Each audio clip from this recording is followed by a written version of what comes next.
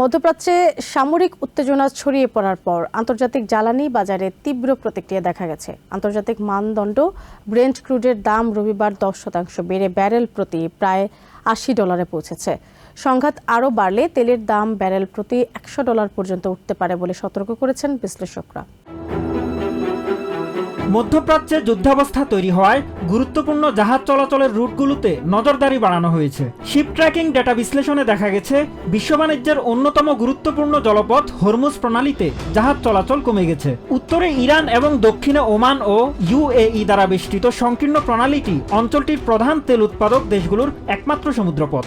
2024 সালে বিশ্বের মোট তেলের প্রায় 20% হিসেবে প্রতিদিন প্রায় 20 মিলিয়ন ব্যারেল এই পথ দিয়ে পরিবহন করা হয়েছে। তাই হরমুজ প্রণালী বন্ধ হলে বিঘ্ন ঘটবে বৈশ্বিক সরবরাহ ব্যবস্থায়ও।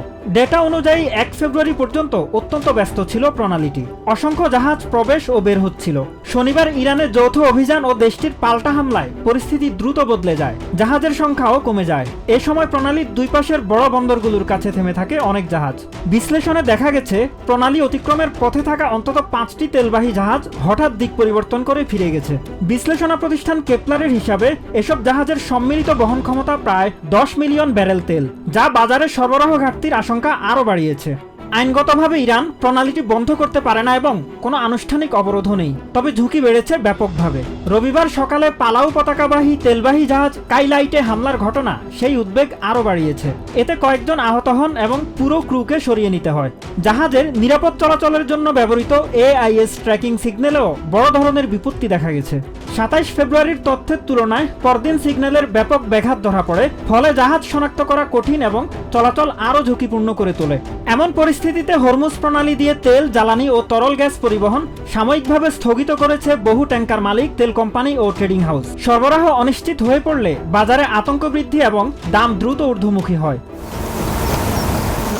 বিশেষজ্ঞরা বলছেন, উপসাগরীয় অঞ্চলে অস্থিরতা মানেই বৈশ্বিক বাজারে চাপ। কারণ এই সংকীর্ণ জলপথে সামান্য বিঘ্ন ঘটলেই বিশ্ব জ্বালানি সরবরাহ, শিপিং খরচ এবং আন্তর্জাতিক বাণিজ্যে বড় ধরনের প্রভাব পড়ে। ফলে সংঘাত দীর্ঘস্থায়ী হলে শুধু তেলের দাম নয়, বিশ্ব অর্থনীতিতেও বড় ধরনের চাপ তৈরি হতে পারে। Mahmudul Hasan, TVN 24 news desk. New York থেকে সম্প্রচারিত TVN 24 টেলিভিশন বিশ্বজুড়ে বাঙালির কণ্ঠস্বর।